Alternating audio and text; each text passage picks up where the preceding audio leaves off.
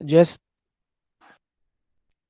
जैसा कि हम लोग जानते हैं कि हमारे शरीर में होने वाली जो समस्त जैव रासायनिक क्रियाएं होती है, जो बायोकेमिकल एक्टिविटीज या फिजियोलॉजिकल एक्टिविटीज होते हैं, उसका नियंत्रण उस पर नियंत्रण या उसका कंट्रोल और कोऑर्डिनेशन मुख्य रूप से हमने देखा था कि तंत्रिका तंत्र के माध्यम से उस पर उसका नियंत्रण और उनके बीच एक समन्वय होता है। तंत्रिका तंत्र के अलावा हमारे शरीर में एक और तंत्र है जो तंत्रिका तंत्र के साथ सहभागी करते हुए शरीर के अन्य क्रियाओं पे नियंत्रण और समन्वय स्थापित करने में अपनी भूमिका निभाता है। उस तंत्र का नाम है अंतःस्रावी तंत्र, एंडोक्राइन सिस्टम। वैसे ये तंत्र इंडिपेंडेंट नहीं है, स्वतंत्र रूप से कार्य नहीं करता। यह तंत्र तंत्रिका तंत्र के अधीन या तंत्रिका तंत्र के नियंत्रण में ही कार्य करता है।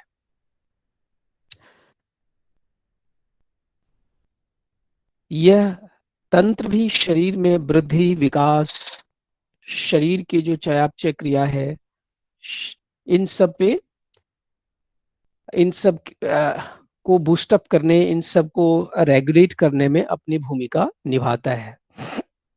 अब जो सबसे पहले हम लोग ये समझें कि ये जो अंतःस्रावी ग्रंथि क्या होता है।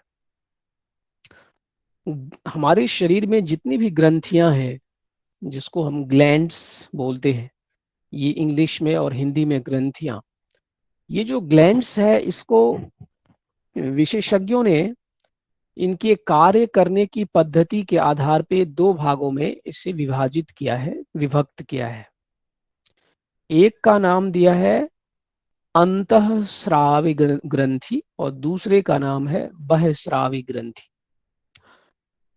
कुछ ग्रंथियां ऐसी भी है जो दोनों अंतःस्रावी और बहिःस्रावी ग्रंथि के जैसे कार्य करती है, तो उसको मिक्सोक्राइन ग्लैंड या मिक्स टाइप कहा जाता है। जैसे कि उदाहरण के लिए एक अग्नाशय है, ये दोनों ग्रंथियों की तरह कार्य करता है।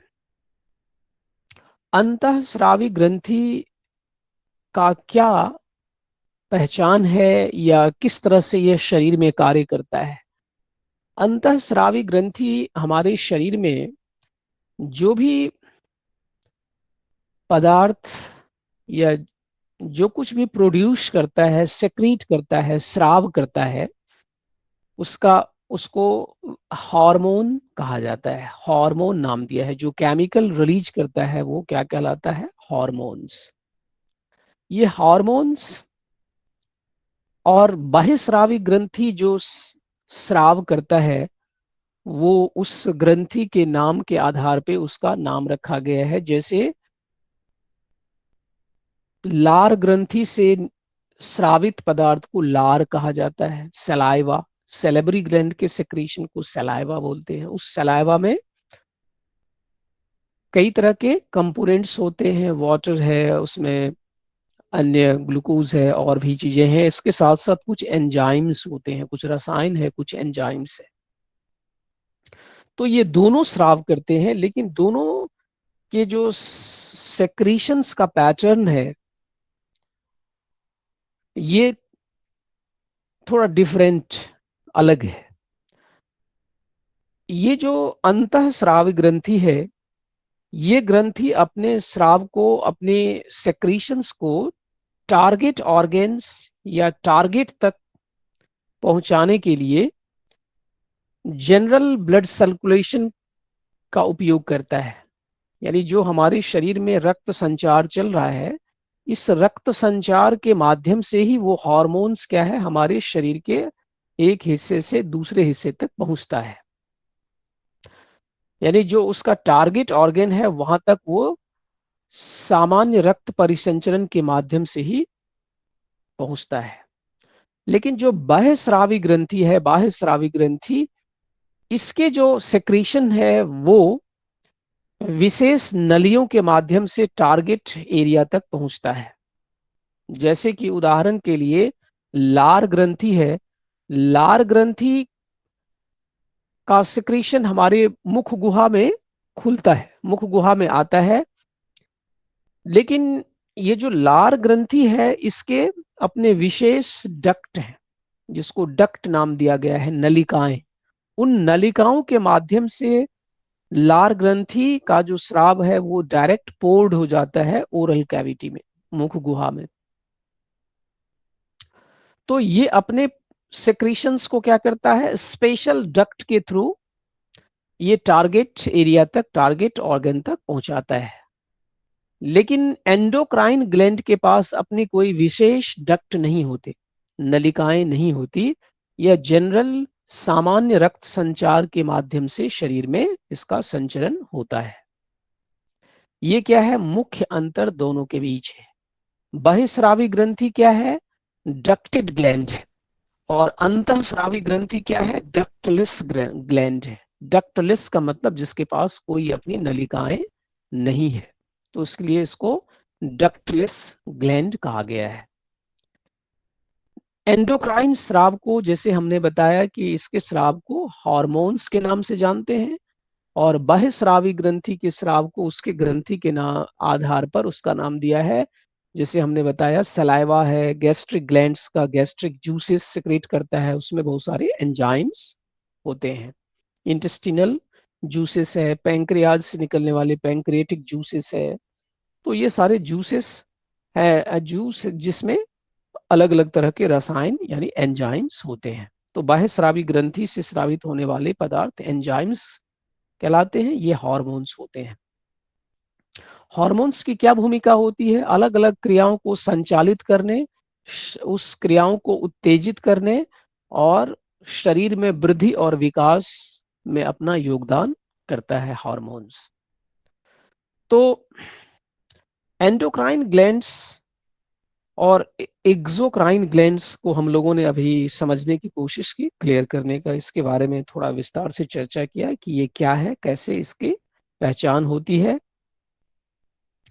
वैसे तो हमारे शरीर में प्रत्येक कोशिकाएं, जितनी भी जीव कोश है, वो सब अपने आप में एक ग्लैंड है, वो कुछ न कुछ स्राव करती है।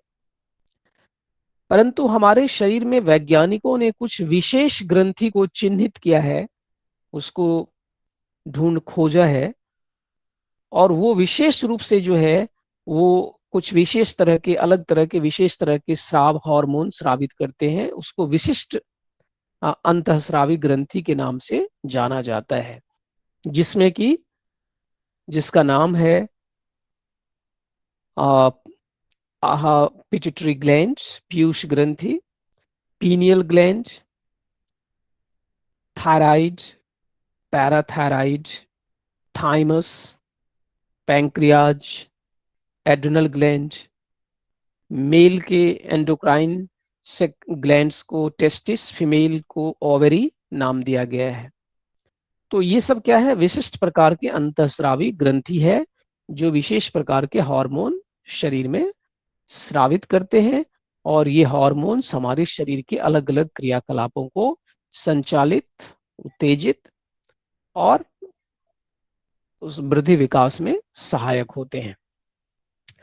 इनके अलावा कुछ सूक्ष्म मात्रा में कुछ हार्मोन्स जैसे रसायन के स्रावित होते हैं अलग अलग अंगों के माध्यम से। जैसे हमारा मस्तिष्क है, वो भी कुछ केमिकल स्रावित करते हैं, कुछ रसायन का स्राव करते हैं। हृदय है, हमारे हार्ट है, ये भी कुछ केमिकल स्राव करते हैं। फेफड़े हैं, फुफ्फुस है, लीवर है, यकृत, त्वचा है, हमारी आंत आंत है, आंत इंटेस्टाइन है।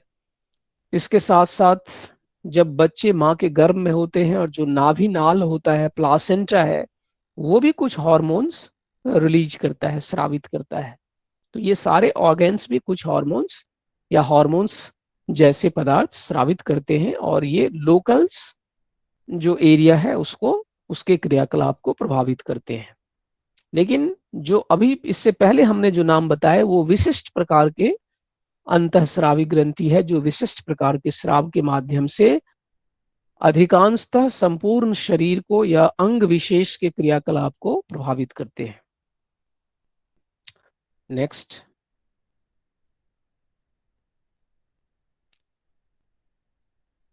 इससे प्रीवियस स्लाइड में आइए, प्रीवियस में पहले वाले।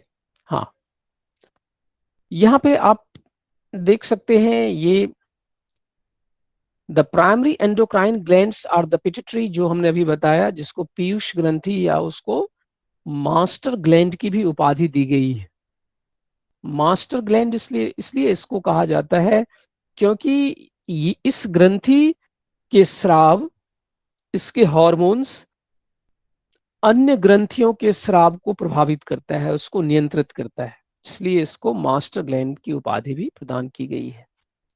इसके साथ हमारे मस्तिष्क में दो ग्रंथियां हैं, एक पिट्यूटरी और दूसरा पीनियल ग्लैंड। उससे नीचे आते हैं तो कंठ वाले हिस्से में, नीचे गले के हिस्से में थायराइड और पैराथायराइड है। हृदय के पास थाइमस ग्लैंड है। उदर के हिस्से में पैंक्रियाज, अग्नाशय जिसको बोलते हैं। किडनी के ऊपर एड्रिनल ग्लैंड है या उसको सुप्रारीनल ग्लैंड कहा जाता है, और उससे नीचे मेल में टेस्टिस है और फीमेल में अंडाशय या ओवरी से भी हार्मोन्स रिलीज होते हैं। तो ये कुछ महत्वपूर्ण अंतःस्रावी ग्रंथियां हैं। हम लोग बारी बारी से इन ग्रंथियों के बारे में, इसके क्रियाकलाप के बारे में अभी चर्चा करेंगे।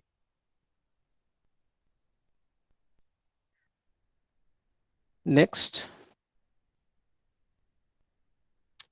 अब यहां पे आप देखिए हार्मोन्स से क्या तात्पर्य है। ये जो शब्द है हार्मोन्स, इसको अगर हम परिभाषित करें तो ये क्या है, एक तरह से हार्मोन्स एक प्रकार का विशेष रसायन है, केमिकल है, जो हमारे शरीर के विशिष्ट कोशिकाओं के द्वारा स्रावित होती है या अंतःस्रावी ग्रंथियों के माध्यम से स्रावित होती है। और यह क्या है, एक विशेष प्रकार का ट्रांसमीटर है। ट्रांसमीटर का मतलब होता है एक तरह से संदेश वाहक कह सकते हैं आप। ये क्या है, ब्लड स्ट्रीम में हमारे रक्त संचार में सीधे पोर्ड हो जाते हैं, सीधे इसको स्राव कर दिए जाते हैं अंतःस्रावी सेल्स ग्लैंड्स के माध्यम से, और ये रक्त संचार के माध्यम से टारगेट ऑर्गेन्स या अदर सेल्स जहां जहां पर इसको इफेक्ट करना है वहां तक ये अपना प्रभाव छोड़ते हैं। हार्मोन्स को हम ट्रांसमीटर भी कह सकते हैं, हार्मोन्स को हम केमिकल मैसेंजर भी बोल सकते हैं, रासायनिक संदेशवाहक, जो क्या करता है, transferring the information and instruction from one set of cells to another. ये सूचनाओं को या आदेश को जो है वो कैरी करने वाले संदेश वाहक है, एक तरह का केमिकल मैसेंजर है हार्मोन्स। ये अंग विशेष को, कोशिका विशेष को, उतक विशेष को उस संदेश को अवगत करा के उस पर अपना प्रभाव डालते हैं। तो यही हार्मोन की परिभाषा है। हार्मोन का, हम हार्मोन के बारे में इस तरह से उसको बता सकते हैं, समझ सकते हैं। नेक्स्ट, हार्मोन्स क्या क्या, कौन किस तरह की क्रियाओं को प्रभावित करती है। तो हार्मोन्स रेगुलेट ग्रोथ, ये शरीर शारीरिक वृद्धि, विकास, हमारी मनस्थिति जो मूड है, कोशिकाओं और उतक के जो कार्यकलाप है, शरीर के अंदर जो चयापचय क्रिया मेटाबॉलिज्म है, और जो उत्सर्ग, जो हमारी जनन तंत्र है, प्रजनन तंत्र जिसको रिप्रोडक्टिव सिस्टम कहते हैं, रिप्रोडक्शन, ये सबको ये संचालित करती है हार्मोन्स। जैसे कि यहाँ पे आप देख रहे हैं फोटोग्राफ में, ये पिट्यूटरी ग्लैंड है, पीयूष ग्रंथि है, जो अलग अलग ग्रंथियों को प्रभावित कर रही है। किडनी है, उसी तरह से ब्रेस्ट है फीमेल में, माँ के स्तन से दूध निकलना जो बच्चे को माँ फीड कराती है, ओवेरी है फीमेल में, मेल में टेस्टिस है, थायराइड ग्लैंड है, स्किन है, एड्रिनल ग्लैंड है, बोन्स है, मसल्स है, ये सब को ये अब प्रभावित करते हैं। कौन? पीयूष ग्रंथि के स्राव, पिट्यूटरी ग्लैंड के सेक्रीशंस। अब ये सेक्रीशंस अगर संतुलित हो शरीर में, जो हार्मोन की मात्रा है, हार्मोन का कॉन्सेंट्रेशन अगर शरीर में संतुलित मात्रा में है ब्लड में, तो ये हमारे शरीर के वृद्धि विकास में उपयोगी साबित होता है। किसी कभी कभी कुछ केसेस में इसका सिक्रीशन कम हो जाता है, या कुछ केसेस में इसका सिक्रीशन सामान्य से अधिक देखा गया है। अगर सामान्य से कम स्तर हो गया किसी हार्मोन का, तो उसके लिए एक टर्म आता है hyposecretion. Hypo means below, secretion means स्राव। आवश्यकता से कम हो गया स्राव, जितनी हार्मोन की मात्रा हमारे शरीर को आवश्यकता है उससे कम स्राव हो रहा है, इसलिए उसका कंडीशन, उस स्थिति को क्या बोलेंगे? हाइपोसेक्रीशन। और अगर आवश्यकता से सामान्य से अधिक और अत्यधिक मात्रा में स्राव हो रहा है, तो उसको हाइपर सिक्रीशन नाम दिया है, HYPER, hyper secretion. Hyper means above, आवश्यकता से ज्यादा। ये दोनों स्थिति जो है, चिकित्सा विज्ञान में इन दोनों स्थिति को हार्मफुल माना गया है, हानिकारक माना गया है। कोई भी हार्मोन आवश्यकता से अत्यधिक मात्रा में अगर स्राव होने लगे, या आवश्यकता से कम मात्रा में, सामान्य से कम स्राव होने लगे, ये दोनों ही हमारे शरीर के लिए हानिकारक माना गया है। आजकल चूंकि विज्ञान बहुत ही प्रगति कर गया है, चिकित्सा विज्ञान में भी बहुत सारी प्रगति हुई है, तो आजकल इन सब स्थिति के उपचार चिकित्सा विज्ञान में निकाला जा रहा है, ढूंढा जा रहा है, या ढूंढ निकाला भी गया है। उसको हार्मोन रिप्लेसमेंट थेरेपी कहा जाता है। आर्टिफिशियल हार्मोन्स जो है, वो अगर किसी व्यक्ति के शरीर में हार्मोन्स की मात्रा में कमी है, तो कमी आ गई है, तो उस हार्मोन्स की आर्टिफिशियल मात्रा जो है, वो चाहे वो पिल्स के द्वारा हो, टैबलेट के द्वारा हो, या इंजेक्शन के थ्रू हो, उसके माध्यम से उसका उपचार किया जाता है।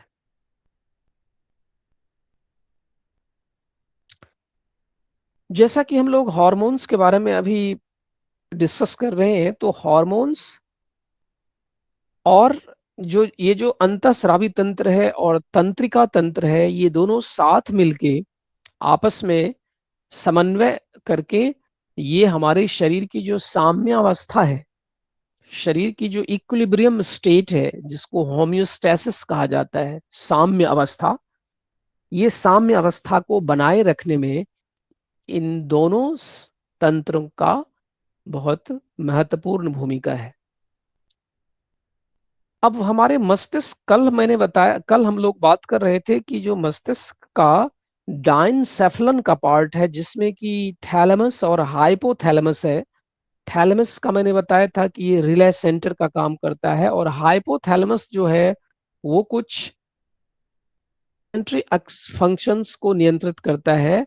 तो हाइपोथैलेमस जो ब्रेन का हिस्सा है, वो पिट्यूटरी से जुड़ा होता है। पिट्यूटरी जो पीयूष ग्रंथि है, उससे इसका बहुत ही नजदीक का संबंध होता है, और हाइपोथैलेमस के संकेत के आधार पर ही पिट्यूटरी ग्लैंड काम करता है, इसका स्राव होता है। यानी हम कह सकते हैं कि हाइपोथैलेमस जो है वो क्या है? पिट्यूटरी ग्लैंड का कंट्रोल सेंटर है, वहां से पीयूष ग्रंथि के स्राव नियंत्रित होते हैं। तो हाइपोथैलेमस जो है, ये पिट्यूटरी मास्टर ग्लैंड को भी कंट्रोल करने का काम करता है।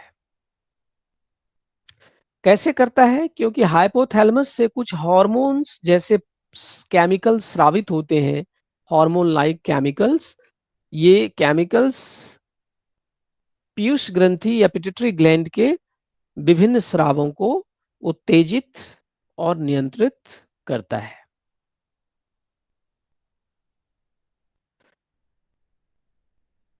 अब हम लोग आते हैं विशेष एक एक ग्रंथि को बारी बारी से डिस्कस करते हैं। सबसे पहले हम देखते हैं जो प्रमुख ग्रंथि है जिसका नाम पीयूष ग्रंथि या पिट्यूटरी ग्लैंड नाम दिया है। इन ग्रंथि के कौन कौन से स्राव हैं और इसके बारे में जानते हैं।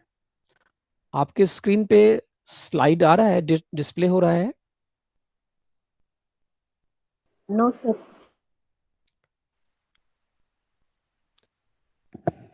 आप थोड़ा वेट कर लीजिए नहीं हो रहा है प्लीज। सर। हाँ, अब हो रहा होगा, अब आपके स्क्रीन पे दिख हाँ हाँ, वो पा रहा दिख रहा है। होगा।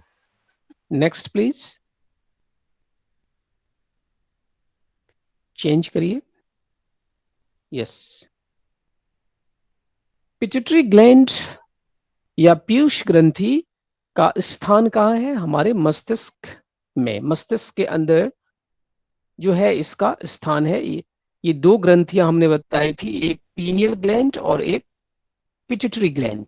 ये दोनों ही ग्रंथि हमारे मस्तिष्क के एरिया में इसका स्थान बताया गया है। पीयूष ग्रंथि इंपोर्टेंट इसलिए है कि ये हमारे शरीर के संपूर्ण वृद्धि और विकास को प्रभावित करता है, उसको नियंत्रित और उसके बीच उसको समन्वय स्थापित करते हैं।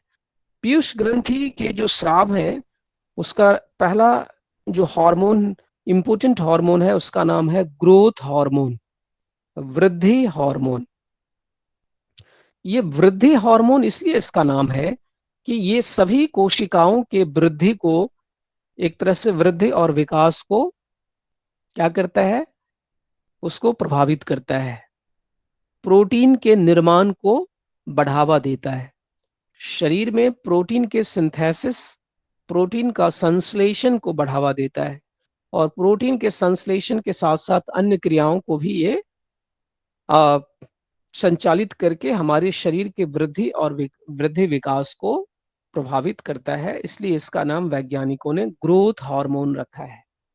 ये जनरल हार्मोन है, इसको जनरल हार्मोन की कैटेगरी में रखते हैं क्योंकि इस हार्मोन का प्रभाव हमारे शरीर के संपूर्ण अंगों पे, सभी हिस्से पे, सभी क्षेत्रों पे होता है।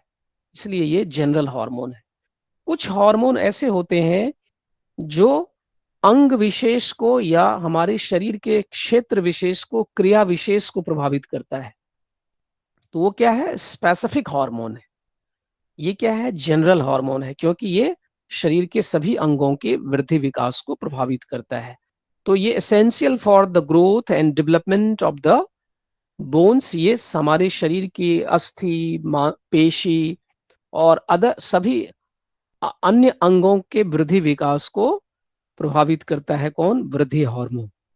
ये जैसे हमने बताया कि ये प्रोटीन के निर्माण या प्रोटीन के संश्लेषण को भी बढ़ावा देता है, और शरीर में ग्लूकोज यानी कार्बोहाइड्रेट की मात्रा, ग्लूकोज के यूज को कम करता है, और जो फैट है, वसा है, वसा के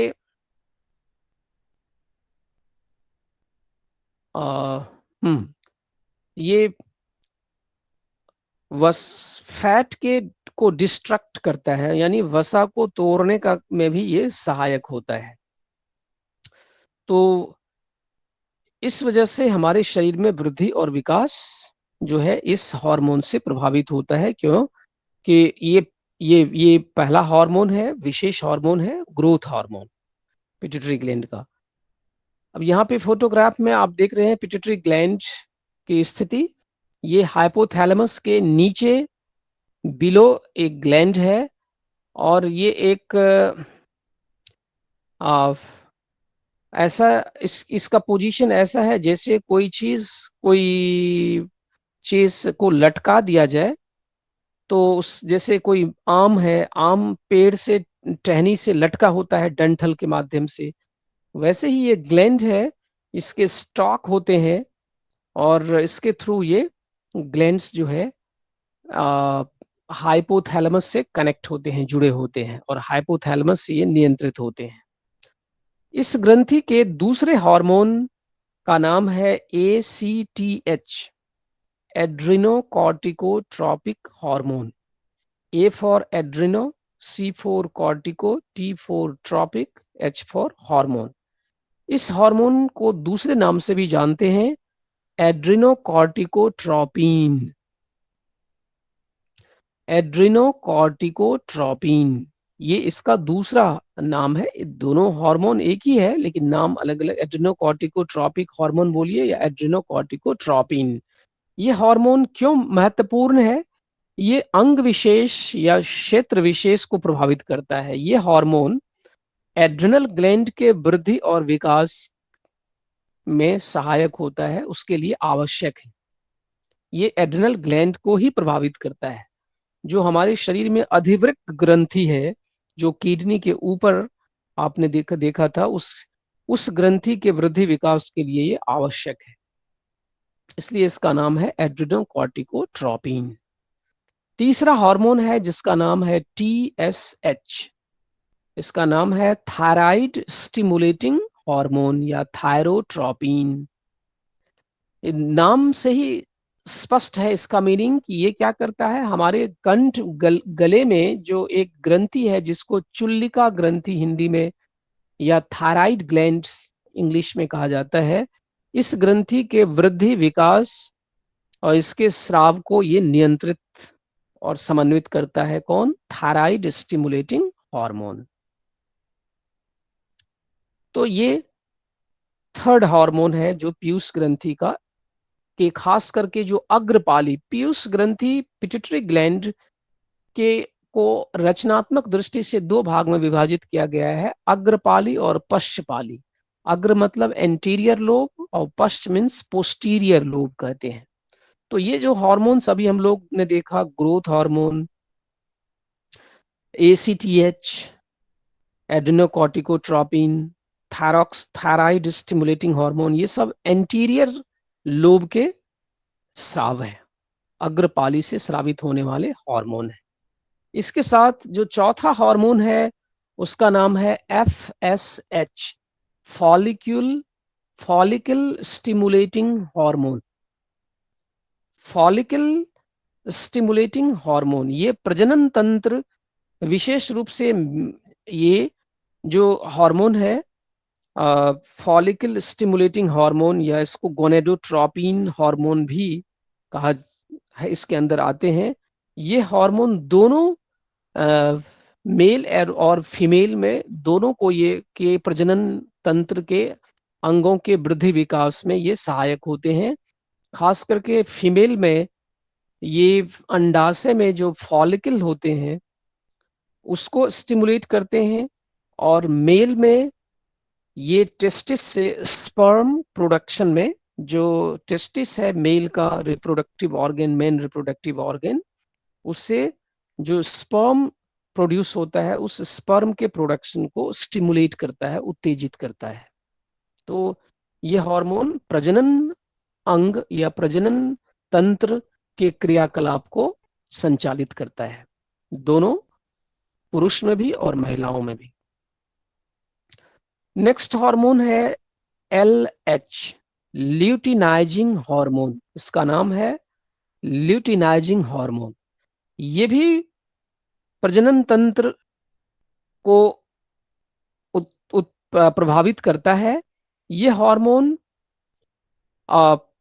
खास करके फीमेल में ये रिप्रोडक्टिव सिस्टम जो अंडाशय है, उस अंडाशय से जो अंडा ओवम एग जो रिलीज होता है, उस एग के रिलीज होने के बाद जो एरिया, वो एरिया जहां से एग रिलीज हुआ है वहां का जो एरिया है उसको कॉर्पस ल्यूटियम कहा जाता है। सो वो कॉर्पस ल्यूटियम को स्टिमुलेट करता है for the production of female reproductive hormone, जैसे प्रोजेस्टेरॉन या अन्य हार्मोन को स्राव करने के लिए। और मेल में ये टेस्टोस्टेरॉन, प्रोडक्शन ऑफ टेस्टोस्टेरॉन को एक हार्मोन है मेल का जो मेलनेस के कैरेक्टर को ये जो टेस्टोस्टेरॉन नाम का हार्मोन है ये टेस्टिस से स्रावित होते हैं, तो टेस्टिस को ये स्टिमुलेट करता है टेस्टोस्टेरॉन स्रावित करने के लिए, ताकि मेलनेस के कैरेक्टर डेवलप हो। जैसे कि टेस्टोस्टेरॉन के कारण शरीर में सेकेंडरी जो हमने बताया मेलनेस के करेक्टर होते हैं, जैसे दाढ़ी मूंछ का आना या मसल्स का डेवलप होना, वो वॉइस में लाउडनेस आना मेल में, ये सब जो है टेस्टोस्टेरॉन के कारण ही होता है। और फीमेल में जो फीमेलनेस के करेक्टर, डेवलपमेंट ऑफ ब्रेस्ट है, वाइडनिंग ऑफ हिप्स है, पिच, वॉइस का पिच जो है वो लो होना, या और सारे जो है कुछ हेयर्स के डेवलपमेंट होना, तो ये सब सेकेंडरी सेक्सुअल कैरेक्टरिस्टिक्स है, ये डेवलप होता है ये हार्मोन्स के कारण। ये टेस्टोस्टेरॉन एंड प्रोजेस्टेरॉन, इसको ये प्रभावित करता है, ल्यूटिनाइजिंग हार्मोन। एक हार्मोन और है जिसका नाम है प्रोलैक्टिन, PROLACTIN, प्रोलैक्टिन। ये प्रोलैक्टिन उस समय इसकी मात्रा बढ़ जाती है जब कोई माँ गर्भवती होती है, और गर्भवती के अंतिम सप्ताह में जब वो माँ बच्चे को जन्म देती है, उसमें माँ के स्तन से दूध के स्राव को ये बढ़ाता है, मिल्क सेक्रीशन को ये एनहांस या इसको बढ़ावा देता है, ताकि बच्चे को समुचित मात्रा में फीडिंग माँ करवा सके, स्तनपान करवा सके। तो स्तनपान ये मेमरी ग्लैंड से मिल्क के सेक्रीशन को बढ़ाता है। So stimulates the development and growth of the mammary gland and milk production during the pregnancy after childbirth.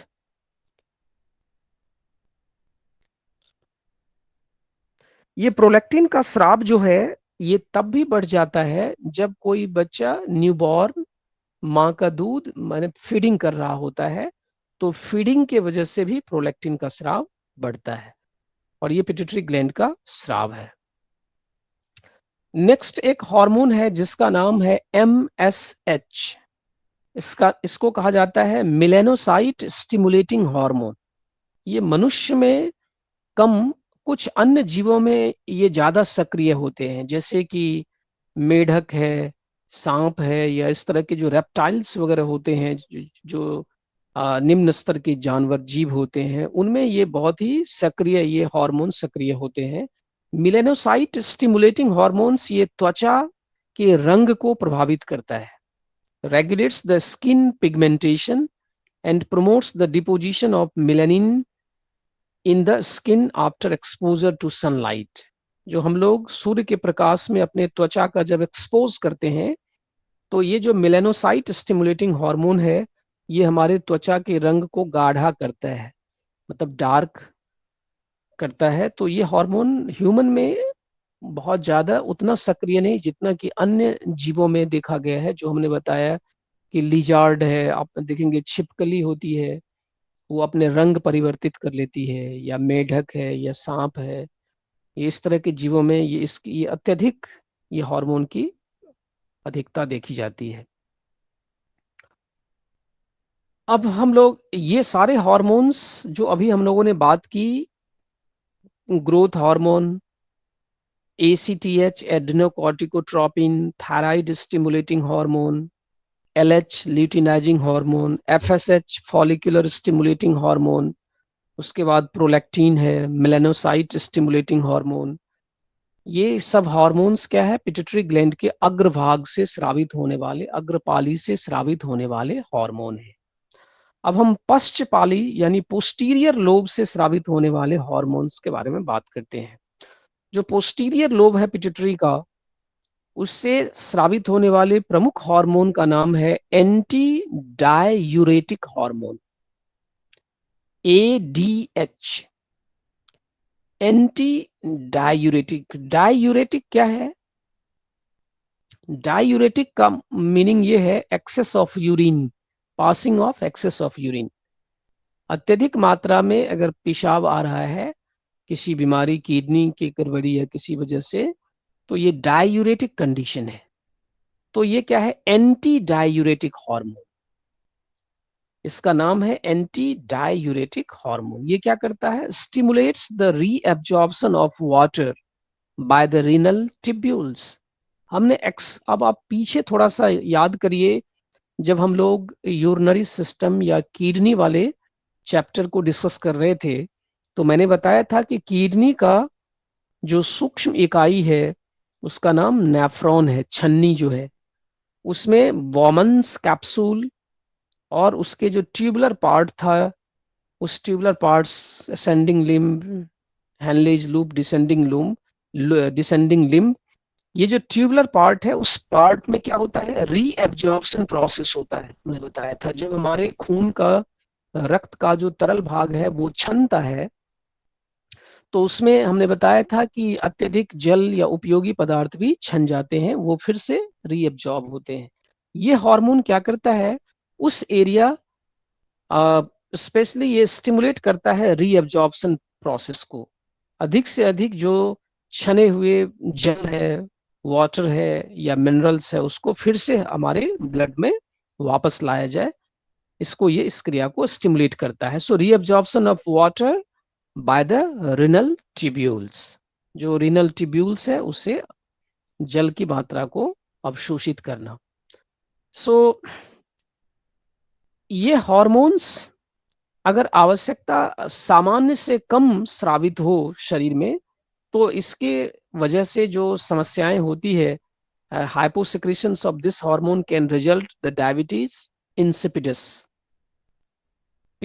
Patient को, व्यक्ति को, जिस व्यक्ति में इस हार्मोन की कमी हो जाती है उस व्यक्ति को में एक लक्षण आ सकता है, उस लक्षण बार बार पेशाब आना, बार बार उसको बाथरूम, वॉशरूम जाना होगा, क्योंकि बार बार उसके जो रीअब्जॉर्प्शन कैपेसिटी है वो कम हो जाती है और जो यूरिन फिल, जो ब्लड का फ्लूइड पार्ट जो फिल्टर हो रहा है वो फिर से रीअब्जॉर्ब उतनी मात्रा में नहीं हो पाता है, इसलिए उसको इस तरह की समस्याएं होती है। तो ये एडीएच हार्मोन है। दूसरा हार्मोन एक और है, ये इस हार्मोन का नाम है ऑक्सीटोसिन, OXYTOCIN, ऑक्सीटोसिन। ये ऑक्सीटोसिन हार्मोन क्या करता है, ये मां के गर्भकाल में जो गर्भाशय है उसको भी, उसके फैलाव को भी प्रभावित करता है और बच्चे के जन्म लेते समय मां का जो बर्थ कैनाल है उसको उसके लिए तैयार करता है ताकि आसानी से बच्चे जन्म ले सके, बर्थ हो सके। तो ये oxytocin stimulates the uterus to contract during the labour. जो जब माँ बच्चे को जन्म देती है, लेबर के समय जो पेन होता है, गर्भाशय बार बार सिकुड़ती है, कॉन्ट्रैक्शन होता है गर्भाशय में, जो यूट्रस है वो रिपीटेडली कॉन्ट्रैक्ट करता है, वो इसी हॉर्मोन्स के, इस हार्मोन का वहां पे योगदान होता है और बच्चे की डिलीवरी आसानी से हो जाए।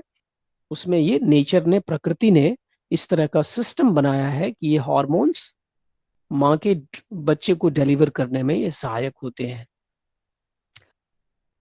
ये हार्मोन्स आजकल वैज्ञानिकों ने इसको आर्टिफिशियली भी प्रोड्यूस कर दिया है और कभी कभी अगर आवश्यकता होती है तो ये सिंथेटिक हार्मोन्स जो है, जिसमें माँ बच्चे को जन्म देने का समय होता है, अंतिम अंतिम समय, उस समय अगर इस हार्मोन की कमी देखी जाती है तो उसको रिप्लेस भी किया जाता है।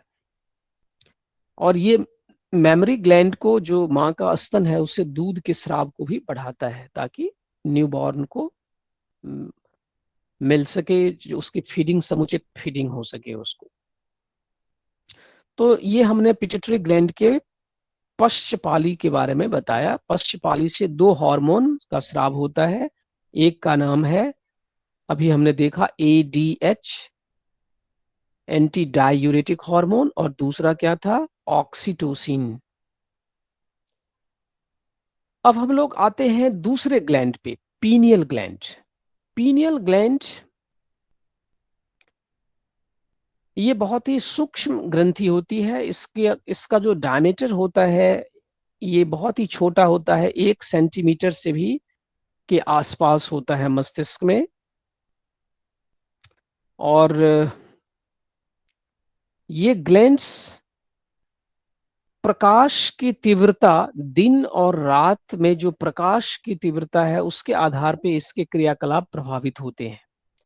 इस ग्लैंड से जो हार्मोन स्रावित होती है उसका नाम है मेलेटोनिन, MELATONIN, मेलेटोनिन। ये मेलेटोनिन, और उधर जो आपने देखा था स्किन के कलर को प्रभावित करते हैं वो था मेलानिन, वो पिगमेंट था, और ये हार्मोन है मेलेटोनिन। ये मेलेटोनिन हार्मोन के स्राव, ऐसा वैज्ञानिकों ने अपने परीक्षण में पाया है कि डार्कनेस के समय, रात के समय जब हम सोते हैं गहरी निद्रा में, उस समय इसका स्राव हमारे शरीर में इसका स्तर बढ़ जाता है। और जैसे जैसे प्रकाश की तीव्रता बढ़ती है दिन के समय इसका स्तर न्यूनतम हो जाता है मेलाटोनिन। ये मेलाटोनिन क्या करता है, हमारे आपके शरीर में जो जैविक चक्र है, जो जैविक घड़ियां हैं, जैसे समय पे आपको नींद आना, समय से आप जग जग जाते हैं, सुबह में आपको भूख लगना, प्यास लगना, ये जो बायोलॉजिकल क्लॉक है, वेकनिंग, स्लीपिंग, अवेक, सोने जगने का जो समय है, ये सब इस ग्लैंड के स्राव से प्रभावित होते हैं। बायोलॉजिकल इवेंट्स जो है ये इससे कनेक्टेड होते हैं। इसके साथ साथ जो है ये कहने का मतलब, हमारा जो सर्काडियन रिदम है, जो हमारी बायोलॉजिकल क्लॉक है, जैविक घड़ी है, उसको ये प्रभावित करता है, उसको ये प्रभाव पीनियल ग्लैंड मेलाटोनिन हार्मोन प्रभावित करता है। इसके साथ साथ मेलाटोनिन का दूसरा रूप एक है जिसको सेरोटोनिन कहा जाता है। सेरोटोनिन जो है मेलाटोनिन का बदला हुआ रूप है। ये हार्मोन, ये एक न्यूरोट्रांसमीटर है जो मस्तिष्क के कोशिकाओं के माध्यम से भी ये स्रावित होती है पीनियल ग्लैंड के साथ साथ। ये क्या करता है, हमारे आंत के मूवमेंट, इंटेस्टिनल मूवमेंट को प्रभावित करता है। आंत आंत की जो स्वाभाविक गति होती है पेरिस्टालसिस, और साथ साथ हमारी भूख, हमारी जो मनस्थिति है, मूड है, स्लिप है, एंगर है, मेटाबॉलिज्म है, चयापचय है, ये सबको ये सेरोटोनिन प्रभावित करती है। ये हार्मोन्स की मात्रा अगर उचित हो, सही हो, तो हम प्रसन्न स्थिति में होते हैं, हमारा मूड अच्छा होता है, पाचन क्रिया अच्छी होती है, हमारा जो निद्रा है वो सही होता है, और भूख अच्छी लगती है, हमारा चयापचय क्रिया ठीक रहता है, ये सब होता है। तो ये हमने पीनियल ग्रंथि के बारे में अभी बात की, जिसका मुख्य स्राव क्या था, मेलेटोनिन, और परिवर्तित रूप सेरोटोनिन इस हार्मोन का है। अब हम लोग नेक्स्ट ग्लैंड पे चलते हैं। नेक्स्ट ग्लैंड है थायराइड ग्लैंड, जिसको चुल्लिका ग्रंथि हिंदी में कहा जाता है, और इंग्लिश में इसको थायराइड ग्लैंड नाम दिया है। ये हमारे जो ट्रैकिया है उसके दोनों तरफ दो पालियों में ये स्थित होते हैं, और ये आपस में दोनों पालियां एक बैंड के थ्रू कनेक्टेड होते हैं, जुड़े होते हैं, जो फोटोग्राफ में आप देख रहे हैं। इसको इस्थमस कहा जाता है, ये जो बैंड है जो दोनों पालियों को आपस में जोड़ते हैं। इस ग्रंथि से जो स्राव, विशेष स्राव निकलते हैं, थायराइड ग्लैंड का क्या कार्य है, ये एक महत्वपूर्ण ग्रंथि ये भी है जो हमारे शरीर के समस्त चयापचयी क्रियाओं को नियंत्रित करती है। जो मेटाबॉलिज्म है हमारी बॉडी को इसको रेगुलेट करने का काम जो है इस ग्रंथि के स्राव, जो हार्मोन है, उससे ये हमारा मेटाबॉलिज्म नियंत्रित होता है, समन्वित होता है, संचालित होता है। इसके अंतर्गत जो हार्मोन है उसका नाम है थायरॉक्सिन। इस थायरॉक्सिन के अंदर दो हार्मोन्स होते हैं, एक का नाम T3 और दूसरे का नाम T4 है। T3 का पूरा नाम है ट्राई आयोडोथायरोनिन, और T4 जो है वो है टेट्रा आयोडोथायरोनिन। ये दोनों हार्मोन सम्मिलित रूप से थायरॉक्सिन कहलाते हैं। ये क्या करते हैं, हमारे शरीर के चयापचय क्रिया, जो ओवरऑल मेटाबॉलिज्म है, उसको संचालित करता है। उसको प्रभावित करता है। दूसरा हार्मोन है, इसका नाम है कैल्सिटोनिन। ये कैल्सिटोनिन क्या करता है, हमारे शरीर में जो कैल्शियम है, चाहे वो हड्डी में है या ब्लड में है, influences the bone and calcium metabolism. Bone के हेल्थ को, हमारे हड्डी के जो स्वास्थ्य है उसको ये नियंत्रित करता है, कैल्शियम मेटाबॉलिज्म को ये रेगुलेट करता है। आपके रक्त में कितनी कैल्शियम की मात्रा होनी चाहिए, अगर ज्यादा है तो उसको हड्डी की तरफ शिफ्ट कर देता है, बोन्स में, ताकि वो वहां पे संचित रहे। अगर बोन्स में कमी है तो ब्लड से उसको शिफ्ट करेगा, बोन्स में ज्यादा है तो ब्लड में। इस तरह से ये एक तरह से ये कैल्शियम मेटाबॉलिज्म में अपना रोल प्ले करता है। कैल्शियम ब्लड प्लाज्मा में कैल्शियम को नियंत्रित करता है, रक्त में जो है कैल्शियम की मात्रा को उचित बनाए रखता है। T3 और T4 ये हमारे शरीर के जो बेसल मेटाबॉलिक रेट है, आधारित चयापचयिक दर जो है उसको बनाए रखता है। यानी आपके शरीर में जब आप रेस्ट में होते हैं उस समय आपके शरीर को कितनी ऊर्जा की आवश्यकता होती है, कितनी मात्रा में ऊर्जा चाहिए, कितनी मात्रा में कैलोरी बर्न होगा, ये जो मात्रा है इसको ये निर्धारित करता है। और साथ ही साथ ये हमारे शरीर के फिजिकल और मेंटल, शारीरिक और मानसिक विकास में भी अपना महत्वपूर्ण भूमिका होता है इस हार्मोन का। कोई बच्चा, छोटा बच्चा है, बेबी है, न्यूबॉर्न बेबी या डेवलपिंग बेबी है, उसमें अगर ये हार्मोन्स के स्राव कम हो जाए तो उसका शारीरिक और मानसिक विकास समुचित नहीं हो पाता है। तो ये डिजीज, ये हार्मोन इस तरह से हमारे लिए उपयोगी है। नेक्स्ट ग्लैंड है, नेक्स्ट प्लीज। हाँ, नेक्स्ट है पैराथायराइड ग्लैंड। थायराइड ग्लैंड पे मटर के दाने की आकृति के 4 रचनाएं होती है, जिसको वैज्ञानिकों ने नाम दिया है पैराथायराइड ग्लैंड। ये पोस्टीरियर सरफेस पे होता है, एंटीरियर मतलब सामने वाला, पोस्टीरियर मतलब पीछे वाले सरफेस पे। जो आप यहाँ पे देख रहे हैं थायराइड ग्लैंड के पीछे जो है ये 4 स्पॉट्स जैसे दिख रहे हैं येलो कलर का, ये क्या है, पैराथायराइड ग्लैंड है। ये पैराथायराइड ग्लैंड क्या करता है, ये पैराथायराइड हार्मोन स्रावित करता है। और ये पैराथायराइड हार्मोन जो है फास्फोरस यानी कैल्शियम के मेटाबॉलिज्म को, कैल्सिटोनिन रेगुलेट करता है। तो फास्फोरस के मेटाबॉलिज्म को, हमारे शरीर में जो फास्फोरस है जो कैल्शियम के साथ मिलके हमारी हड्डी को मजबूती देता है, तो फास्फोरस के मेटाबॉलिज्म को ये प्रभावित करता है। अगर इसकी मात्रा कम हो जाए तो हमारे पेशियों में अकड़न, क्रैम्पिंग देखने को मिलता है।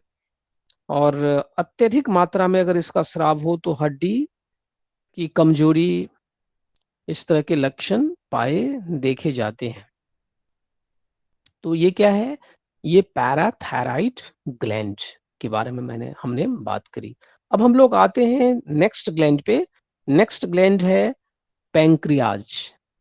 पैंक्रियाज का जो बाहरी हिस्सा है, आउटर पार्ट है, वो हमने क्या बताया था कि पाचक रस स्रावित करते हैं, जो छोटी आंत में खुलकर और भोजन को पचाने का काम करते हैं। पैंक्रियाटिक जूसेस जिसको बोलते हैं, उसमें कई तरह के एंजाइम्स होते हैं, protein digestive enzyme, fat carbohydrate digestive enzyme. लेकिन इस पैंक्रियाज का अग्नाशय का जो आंतरिक हिस्सा है, सेंट्रल पार्ट है, इसमें कुछ विशेष प्रकार की कोशिकाएं आपस में ग्रुप में देखे गए हैं, जिसको आइलेट्स ऑफ लैंगरहैंस नाम दिया है। आइलेट्स मतलब द्वीप, और ये एक वैज्ञानिक का नाम है लैंगरहैंस। इन्होंने सबसे पहले उसको आइसोलेट किया था, इसलिए उन्हीं के नाम पे इसका नाम रखा गया है।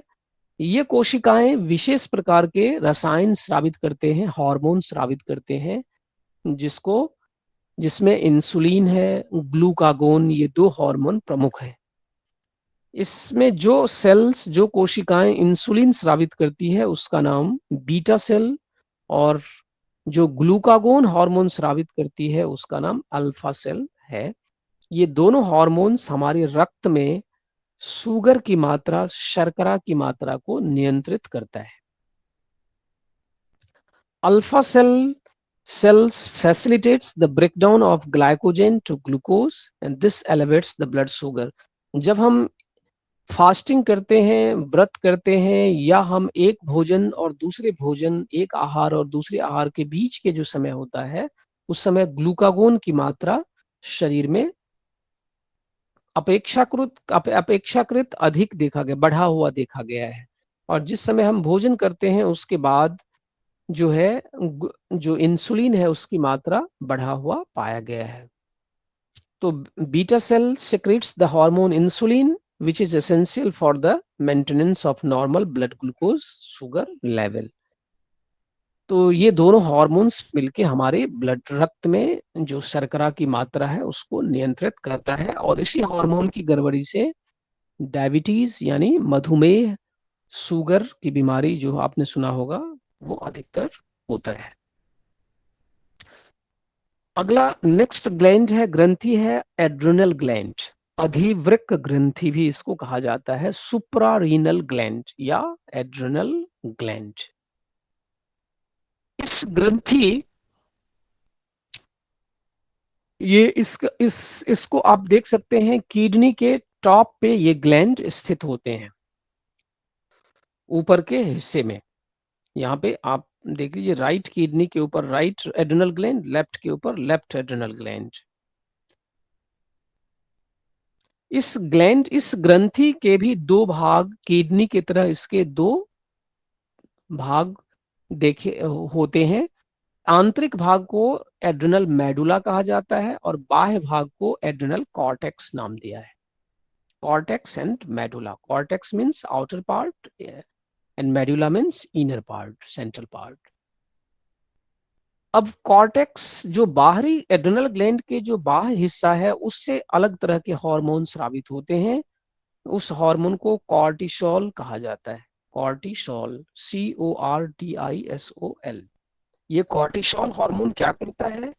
ये हमारे शरीर में कार्बोहाइड्रेट, प्रोटीन, वसा के जो चयापचय है उसको ये रेगुलेट करता है, संचालित करता है। जैसे आपने आहार विज्ञान में पढ़ा होगा, ये भोजन के घटक हैं, कार्बोहाइड्रेट, प्रोटीन, वसा। हम जो खाना खाते हैं उसमें ये सब मौजूद होते हैं। रोटी चावल खाते हैं उसमें अधिकांशतः कार्बोहाइड्रेट होते हैं। दाल खाते हैं या दूध है या और दूध से बनी हुई चीजें हैं उसमें प्रोटीन की मात्रा होती है। और जो चिकनाई खाते हैं उसमें मुख्यतः वसा होता है। दूध दही में भी वसा की मात्रा होती है। तो ये क्या करता है, ये जो कॉर्टिसोल है ये ओवरऑल प्रोटीन, कार्बोहाइड्रेट और वसा के चयापचय क्रिया को संचालित करता है। और इसका एंटी इंफ्लामेटरी इफेक्ट्स भी देखा गया है। ये सूजन को भी कम करता है शरीर में। और इसको स्ट्रेस हार्मोन भी कहा जाता है, क्योंकि ये हार्मोन हमारे शरीर को स्ट्रेस यानी तनाव से, टेंशन से जूझने की शक्ति देता है, सामर्थ्य देता है। So it helps the body to cope up during the stress period और during the time of stress.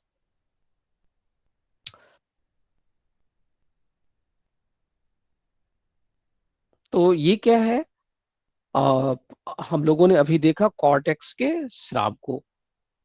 अब कॉर्टेक्स के इस हार्मोन के अलावा भी कुछ हार्मोन है, जैसे एक हार्मोन है उसका नाम है एल्डोस्टेरॉन। ये एल्डोस्टेरॉन भी इसी हार्मोन्स के स्राव है, सॉरी इसी ग्रंथि के। और इस हार्मोन्स का क्या फंक्शन है, तो ये हमारे शरीर में इलेक्ट्रोलाइट्स, इलेक्ट्रोलाइट्स मतलब जो खनिज लवण है और जल है उसको संतुलित बनाए रखता है। जैसे सोडियम है, क्लोराइड है, इसको रिटेन करता है शरीर में, ये संचित रखता है। और पोटेशियम नाम के लवण को शरीर से बाहर निकालने की क्रिया को ये बढ़ावा देता है। इसका नाम एल्डोस्टेरॉन है। एक हार्मोन और है जिसका नाम है एंड्रोजन। ये हम लोगों ने जो टेस्टोस्टेरोन देखा था मेल का हार्मोन, उसी का से मिलता जुलता ये हार्मोन है टेस्टोस्टेरोन। ये उस रासायनिक रूप से उसी से मिलता जुलता है। ये भी शरीर में, मेल के शरीर में जो सेकेंडरी सेक्सुअल कैरेक्टरिस्टिक्स होती है या मेलनेस का जो कैरेक्टर होता है, उसको डेवलप करने में, बिल्डअप करने में ये अपना रोल प्ले करता है। अब इसके आंतरिक भाग से स्रावित होने वाले हार्मोन्स, जो एड्रिनल ग्लैंड है, इसके मेडुला से स्रावित होने वाले हार्मोन्स को हम लोग देखते हैं। मेडुला से स्रावित होने वाले जो हार्मोन है, इसमें दो हार्मोन मुख्य है। एक का नाम एपिनेफ्रिन या एड्रेनलिन है और दूसरे का नाम है नॉर एपिनेफ्रिन और नॉर एड्रेनलिन। इसको दोनों को सम्मिलित रूप से कैटाकोलामाइन कहा जाता है। इसमें जो एपिनेफ्रिन हार्मोन है, जिसको एड्रेनलिन भी कहा जाता है, ये क्या करता है?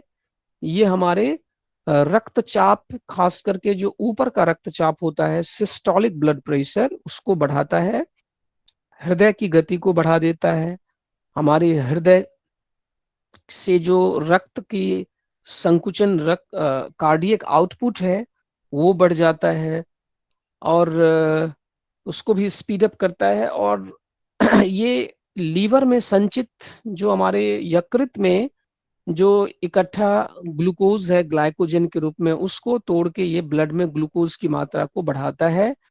और ये भी एक तरह से स्ट्रेस के समय ये हार्मोन रिलीज होता है अत्यधिक मात्रा में, ताकि हमारा शरीर स्ट्रेसफुल सिचुएशन से कोप अप कर सके, उसका सामना कर सके। इस तरह से ये और भी कई क्रियाएं करता है, जैसे हमारे सांस की नली में फैलाव पैदा करता है, ताकि अत्यधिक मात्रा में हवा हमारे लंग्स तक जाए और हमारे शरीर की कोशिकाओं को उचित मात्रा में ऑक्सीजन की सप्लाई होती रहे। हमारी आंख की पुतलियों को फैला देता है, ताकि अधिक से अधिक प्रकाश हमारे रेटिना तक पहुंचे, ताकि जो सामने की चीजें हैं वो दिखाई दे। ये अलर्टनेस को बढ़ा देता है, एक तरह से कह सकते हैं। और इस तरह से जो है ये हार्मोन काम करता है। दूसरा हार्मोन है नॉर एपिनेफ्रिन, या ये भी एपिनेफ्रिन के साथ काम करता है। ये थोड़ा सा उससे भिन्न इसका कार्य होता है। ये अंडर स्ट्रेस कंडीशन में ये इसका मात्रा अधिक देखा गया है, बढ़ा हुआ देखा गया है। अंडर स्ट्रेस का मतलब जब हम तनाव से निकल चुके होते हैं, तनाव के सिचुएशन से, तो ये सिचुएशन, तो ये हार्ट रेट को कम करना, ब्रीदिंग रेट को डिक्रीज करना, ब्लड प्रेशर को डिक्रीज करना, ये सारी चीजें जो है ये करता है। इस तरह से दोनों मिलके हमारे शरीर के होमियोस्टेसिस को नियंत्रित करता है। अब हम लोग आते हैं सेक्रेशंस ऑफ द ओवरीज। जो फीमेल में जो अंडाशय है, अंडाणु, अंडाशय, ओवरीज जिसको इंग्लिश में बोलते हैं, इससे कौन कौन से हार्मोन स्रावित होते हैं और इसका क्या कार्य है? तो फीमेल के ओवरीज से, ओवरीज हम लोग इसे बोलते हैं, ये प्लूरल वर्ड है क्योंकि ये इसकी संख्या पेयर्ड में होती है फीमेल में, इसलिए ये ओवरीज होते हैं, अंडाशय। ये इससे जो हार्मोन स्रावित होते हैं, ये हार्मोन क्या करते हैं?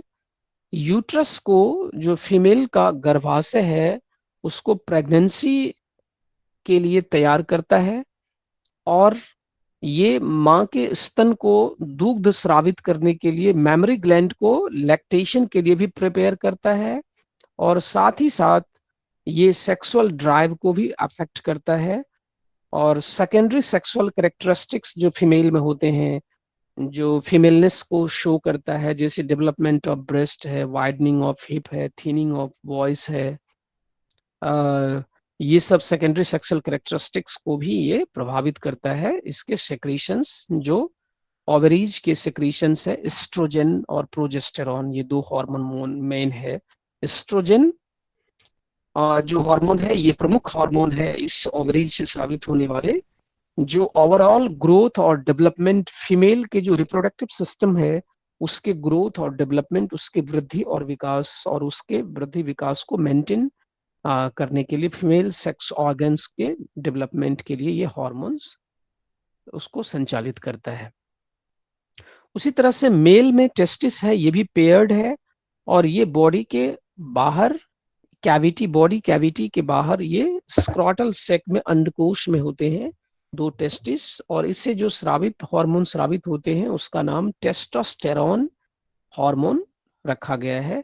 ये टेस्टोस्टेरोन हार्मोन जो है ये भी मेल रिप्रोडक्टिव सिस्टम, जो मेल का रिप्रोडक्टिव सिस्टम है, प्रजनन तंत्र है, उसके वृद्धि और विकास में सहायक होते हैं। जैसे कि एस्ट्रोजन फीमेल में करता है, वही काम टेस्टोस्टेरोन मेल में करता है, और टेस्टोस्टेरोन की वजह से ही जो है मेलनेस के कैरेक्टर्स डेवलप होते हैं। तो ये क्या है कि 2 फीमेल रिप्रोडक्टिव सिस्टम और मेल रिप्रोडक्टिव सिस्टम के लिए जो हार्मोन्स जो इम्पैक्ट डालता है, उस हार्मोन्स को हमने अभी उस पर हमने चर्चा की। अब कुछ इन ग्रंथियों के अलावा कुछ और भी अंग हैं जो कुछ हार्मोन स्रावित करते हैं, उसको भी हम लोग थोड़ा सा संक्षेप में चर्चा कर लेते हैं। गर्भ काल में जब माँ बच्चे को गर्भ में धारण करती है, और जिस समय प्रेगनेंसी पीरियड में जो प्लासेंटा होता है, प्लासेंटा मतलब जो अम्बिलिकल कॉर्ड या नाभि नाल जो माँ के गर्भ से जुड़ा होता है, बच्चे की नाभि से माँ के गर्भ से जुड़ा होता है, वो भी एंडोक्राइन ग्लैंड्स की तरह काम करता है, यानी अंतःस्रावी ग्रंथि की तरह काम करता है। वो भी हार्मोन्स स्रावित करता है। उस हार्मोन का नाम है प्रोजेस्टेरॉन, ये और एस्ट्रोजन, ये दोनों तरह के हार्मोन्स स्रावित होते हैं, और ये प्रेगनेंसी को मेंटेन करने में सहयोग प्रदान करता है। गर्भाशय का फैलाव करना या और भी जो प्रिपरेशन है फीटस के डेवलपमेंट के लिए माँ के शरीर में, उसको ये तैयार करता है। तो इस तरह से प्लासेंटा भी प्रेगनेंसी पीरियड में एक एंडोक्राइन ग्लैंड के जैसे भी काम करता है। इसके साथ साथ हमने बताया था कि हमारी जो पाचन तंत्र है उसमें जो आमाशय है, छोटी आंत है, इससे भी कुछ हार्मोन्स रिलीज होते हैं। ये लोकल हार्मोन है, ये उसी के आसपास के एरिया को प्रभावित करता है, ये जनरल हार्मोन नहीं है। शरीर के सभी कोशिकाओं को ये अफेक्ट नहीं करता है, ये लोकल एरिया को अफेक्ट करता है। जैसे हमारे आमाशय का जो नीचे का पोर्शन है, जो पायलोरिक एरिया कहलाता है, आप यहाँ फोटोग्राफ में जो गोला लगा हुआ है वो एरिया को पायलोरस कहा जाता है। ये पायलोरिक एरिया में से कुछ म्यूकोसा जो लेयर है, आंतरिक लेयर, उस लेयर में कुछ विशेष प्रकार की जो कोशिकाएं होती है, वो एक हार्मोन स्रावित करती है जिसका नाम है गैस्ट्रीन, GASTRIN। ये गैस्ट्रीन क्या करता है, ये गैस्ट्रिक एसिड के सेक्रेशन को बढ़ावा देता है। जो हाइड्रोक्लोरिक एसिड है, एसिड के स्राव को बढ़ाता है ताकि भोजन का समुचित पाचन हो सके। तो ये गैस्ट्रिन नामक हार्मोन गैस्ट्रिक एसिड को के सेक्रेशन को स्टिमुलेट करता है। दूसरा हार्मोन्स गैस्ट्रोइंटेस्टिनल ट्रैक्ट में जो duodenum secretions of gastrointestinal mucosa, जो आंत का पहला हिस्सा है, छोटी आंत का, आप देख रहे हैं ड्यूडेनम, और दूसरा हिस्सा जेजुनम, ये भी कुछ हार्मोन्स लाइक पदार्थ स्रावित करते हैं। इसका नाम है सेक्रेटीन। वो गैस्ट्रिन था, ये सेक्रेटीन है, SECRETIN, सेक्रेटीन। ये क्या करता है, पैंक्रियाज से अग्नाशय से अग्नाशयिक रस स्राव हो, इसके लिए उसको उत्तेजित करता है। लीवर से बाइल का सेक्रीशन यानी यकृत से पित्त के स्राव को बढ़ाता है, और हमारे आंत से आंत्रीय स्राव को उत्तेजित करता है, स्रावित हो, ताकि आंत में भोजन का सही सही पाचन हो सके। एक ग्रंथि है जिसका नाम है थाइमस ग्लैंड, ये हृदय के पास होते हैं, और ये हमारे जीवन पर्यंत नहीं होते, सक्रिय नहीं होते। कुछ मतलब हमारे शरीर के लगभग 13, 14, 15 वर्ष तक ये सक्रिय होते हैं, उसके बाद धीरे धीरे निष्क्रिय अवस्था में चले जाते हैं, ऐसा देखा गया है। ये थाइमस ग्रंथि जो है एक तरह से हमारे जो इम्यून सिस्टम है, रोग प्रतिरोधी क्षमता है, उसको बिल्डअप करने में, बनाने में सहयोग करता है। तो थाइमस ग्लैंड, इसके भी 2 लोब होते हैं और ये भी डक्टलेस है, और ये मुख्य रूप से जो है आ, हमारी रोग प्रतिरोधी क्षमता, जैसे टी सेल्स है, जिसको लिम्फोसाइट कहते हैं, इस लिम्फोसाइट के प्रोडक्शन में अपना रोल प्ले करता है। तो इस तरह से हम लोगों ने आज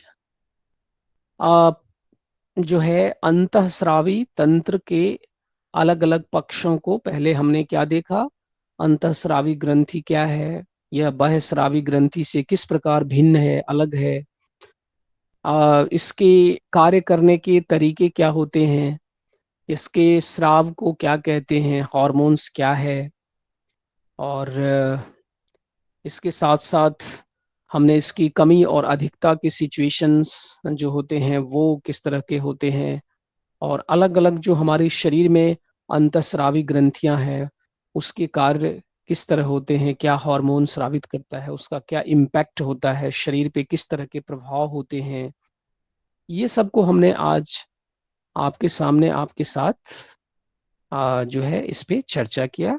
और मुझे आशा है कि थोड़ा बहुत आपको इसके बारे में जानकारी मिली होगी, आपको समझ में आया होगा इन सब के बारे में। ये स्लाइड को आप जब शेयर होगा तो आप डाउनलोड करके आप देख सकते हैं पुनः, तो आपको और भी समझ में आएगा। अब हम बात कर लेते हैं योग का इस तंत्र पे क्या प्रभाव होता है। अंतःस्रावी तंत्र जो है इस पर योग का, योगाभ्यास का क्या प्रभाव पड़ता है। तो जैसा कि हम जानते हैं, योगाभ्यास करते हैं उसमें जो आसन, प्राणायाम, ध्यान, मुद्रा बंध, ये सब के जो अभ्यास करते हैं, ये अभ्यास हमारे शरीर के जो ये तंत्र है, जो हार्मोन स्रावित करने वाले तंत्र है, इस तंत्र को कैसे प्रभावित करता है, किस तरह प्रभावित करता है। जैसे कि आसन है, हमारे हाइपोथैलेमस, अगर जो आसन, जो प्राणायाम आपके तंत्रिका तंत्र को प्रभावित करता है, उस तंत्रिका तंत्र के प्रभावित होने से हमारा जो अंतःस्रावी तंत्र है वो भी प्रभावित होता है। हमने बताया था कि जो हमारी मस्तिष्क में का एक हिस्सा है, एक पार्ट है हाइपोथैलेमस, ये हाइपोथैलेमस ही हमारे अंतःस्रावी तंत्र के जो मुख्य ग्रंथि है उसको नियंत्रित करता है, और वो अन्य ग्रंथियों के स्राव को नियंत्रित करता है। तो जब हम आसन करते हैं, अलग अलग तरह के आसन, जैसे हलासन है, हलासन से सर्वांगासन है, या विपरीत करणी आसन है, या भुजंग आसन है, ये सब आसन से क्या होता है कि हमारे मस्तिष्क की तरफ रक्त का संचार बढ़ जाता है, और हमारे शरीर में रक्त का संचार तुलनात्मक रूप से बढ़ता है। तो रक्त का संचार अगर मस्तिष्क की ओर समुचित हो, तो हमारी जो मस्तिष्क है वो सुचारू रूप से काम करेगा, और उसमें जो ऑक्सीजन, की प्राण वायु की जो सप्लाई है वो समुचित होगा।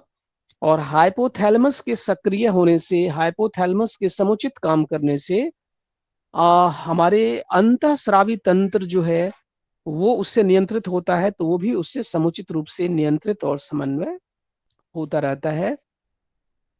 तो इस प्रकार जो है, जो अलग अलग योग के आसन है, उससे हमारे शरीर के अलग अलग अंग विशेष प्रभावित होते हैं, और साथ ही साथ संपूर्ण शरीर उससे प्रभावित होते हैं। जैसे कि हमने बताया कि विपरीत होने वाले आसन जो इन्वर्टेड पोज है, जैसे शीर्षासन है, सर्वांगासन है, विपरीत करनी है, ये फॉरवर्ड आगे की ओर झुकने वाले आसन होते हैं, पाद हस्तासन है या पश्चिमोत्तान आसन है या और भी आसन है। इससे क्या होता है, ये increases the blood flow to the brain and improves the functioning of the brain including the hypothalamus. ये मस्तिष्क के साथ साथ हाइपोथैलेमस में रक्त का संचार को इम्प्रूव करता है, और इम्प्रूव होने से जो पिट्यूटरी ग्लैंड है, पीनियल ग्लैंड है, इसके फंक्शन भी इम्प्रूव होते हैं।